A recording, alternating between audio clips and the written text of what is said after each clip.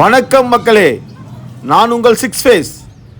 நம்ம இன்றைக்கி என்ன செய்ய போகிறோன்னா, நம்ம வீட்டிலேயே விதைச்சி உருவான கீரை தாங்க இது. வெந்தயக்கீரைங்க. நம்ம சின்ன தொட்டியில் என்ன பண்ணோம், வெந்தயத்தை விதைச்சி ஒரு 20லேருந்து 25 நாள் ஆச்சுங்க. அது முளைச்சி வந்த கீரை தாங்க இது. இந்த கீரை நல்ல மருத்துவ குணம் கொண்டதுங்க. ரெண்டாவது ஒரு பெரிய திருப்தி என்னென்னு கேட்டிங்கன்னா, நானும் ஒரு விவசாயி அப்படின்ற மாதிரி நம்ம வீட்டிலே நம்ம கீரையை உருவாக்கி சாப்பிட்றோம் பார்த்திங்களா, அதில் வரக்கூடிய சந்தோஷமே தனிங்க. நீங்களும் இதே மாதிரி உங்கள் வீட்டில் என்ன பண்ணுறீங்க, சின்ன ஒரு தொட்டியில் இந்த மாதிரி வெந்தயத்தை போட்டு கீரையாக உருவாக்கி அந்த கீரையை நீங்கள் சமைச்சு சாப்பிட்டு பாருங்கள். அது ரொம்ப திருப்தியாக இருக்குங்க. இப்போ நம்ம இந்த கீரையில் தான் என்ன பண்ண போகிறோம், வத்த குழம்பு செய்ய போகிறோங்க. வாங்க எப்படி பார்க்கலாம்.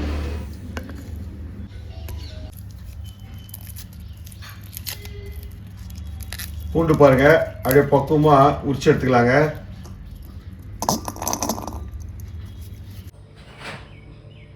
உரிச்ச பூண்டு, சுத்தம் பண்ண வெங்காயம், சின்ன வெங்காயம், கருவேப்பிலை கொஞ்சம் எடுத்துக்கலாம். தக்காளி 2 தக்காளி கட் பண்ணி எடுத்துக்கலாம்.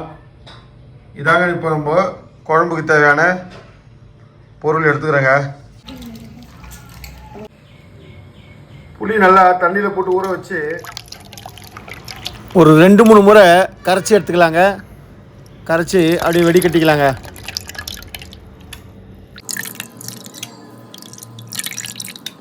கரைச்சி வச்ச புளியில் மஞ்சள் பொடி சேர்த்துக்கலாங்க. அப்படியே மிளகாத்தூளும் சேர்த்துக்கலாங்க. நம்ம தேவையான அளவுக்கு, காரம் தேவையான அளவுக்கு மிளகாத்தூள் சேர்த்து கரைச்சிக்கலாங்க. ஏன்னா ஏற்கனவே புளியில் உப்பு போட்டிருக்கோம். ஸ்டவ் பற்ற வச்சு வானலில் எண்ணெயை போட்டுக்கலாங்க. எண்ணெய் காயிட்டோன்னு கடுகு போடலாங்க. எண்ணெய் காஞ்சிடுச்சுங்க. இப்போ போட்டுக்கலாங்க, கடுகு போட்டுக்கலாங்க. வெந்தயத்தை போட்டுக்கலாம் கொஞ்சம்.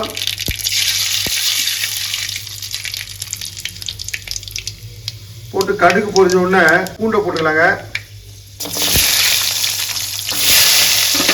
பூண்டை போட்டு நல்லா வதக்கிடுக்கலாங்க.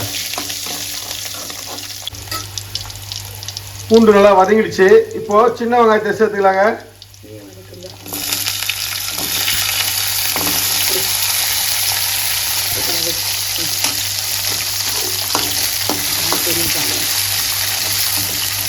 சின்ன வெங்காயம் நல்லா எண்ணெயில் நல்லா வதக்கி எடுக்கணுங்க.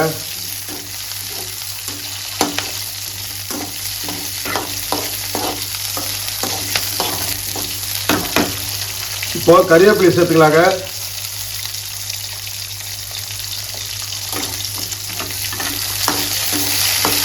வெங்காயம் நல்லா வதங்கணுங்க, அப்போ தான் டேஸ்ட் இருக்கும். பாருங்கள், எண்ணெயில் எவ்வளோ அழகாக சின்ன வெங்காயம் வதங்குது பாருங்கள். நம்ம எந்த அளவுக்கு வெங்காயத்தை நல்லா வதக்குறோமோ சுவை அருமையாக இருக்கும். அதுவும் சின்ன வெங்காயத்தை சொல்லவே வேணாங்க. கார குழம்புக்குலாம் சின்ன வெங்காயம் அவ்வளோ அருமையாக இருக்குங்க. இப்போ நம்ம செய்ய போகிறது வெந்தயக்கீரைங்க.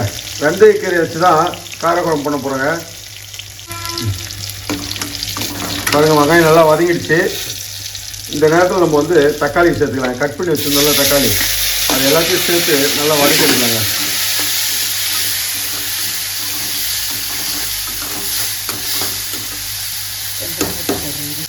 இப்போ நம்ம ஏற்கனவே புளியில் உப்பு போட்டிருக்கோம். இப்போ இந்த நேரத்தில் கொஞ்சம் உப்பு சேர்த்துக்கலாங்க. அதை எதுக்குன்னா, இப்போ சேர்த்தா தான் வெங்காயம் நல்லா வதங்கும், தக்காளி நல்லா வதங்குங்க.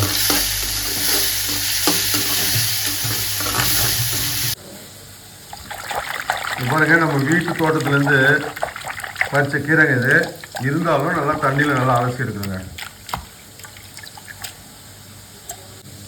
இதாங்க வெந்தயக்கீரை.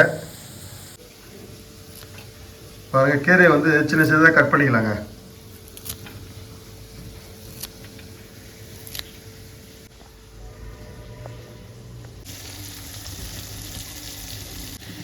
மதங்க தெரிஞ்சு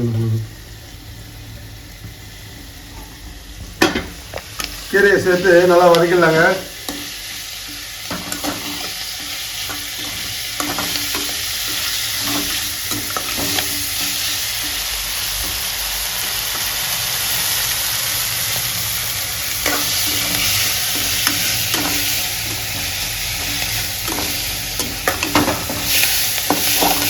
நல்லா வதக்கிடுச்சுங்க. இப்போ நம்ம கரைச்சி வச்ச புளி கரைசல் இருக்குது பார்த்தீங்களா, அதை சேர்த்துக்கலாம்.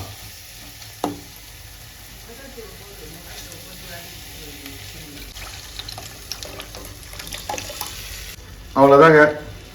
அப்படியே லைட்டாக கலரி கொடுத்துக்கலாங்க. ஏன்னா எல்லாமே நம்ம வதக்கி தான் போடுறோம், அதால் வெந்தயக்கீரை வத்த குழம்புன்னு சொல்லலாங்க. இதை அவ்வளோ அருமையாக இருக்கும், டேஸ்ட்டாக இருக்கும். ஒரு முறை செஞ்சு சாப்பிட்டு பாருங்களேன்.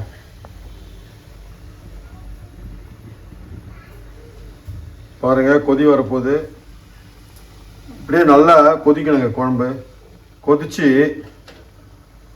இதோட கரெக்டான பக்குவம் என்னன்னு கேட்டிங்கன்னா, நம்ம ஊற்றுறோம் பார்த்தீங்களா எண்ணெய், அந்த எண்ணெய் வெளியே வருங்க. அது வெளியே வர வரைக்கும் நல்லா கொதிக்கணுங்க. நல்ல சுவையாக இருக்குங்க.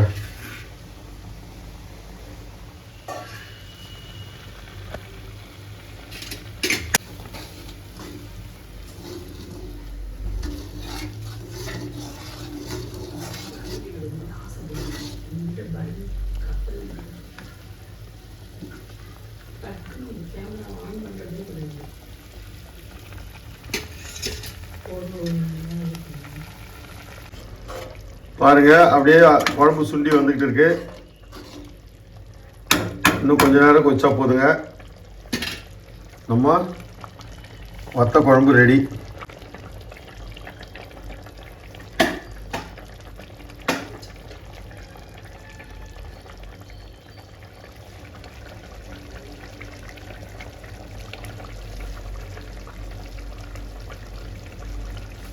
வாசனை ரொம்ப அருமையாக வருதுங்க. இந்த பாருங்க, அந்த எண்ணெய்லாம் அப்படியே திரண்டு வெளியே வருது பாருங்க. இன்னொரு 5 நிமிஷம் கொதிச்சா போதுங்க. இது கரெக்டான பக்குவம் வந்துடும்.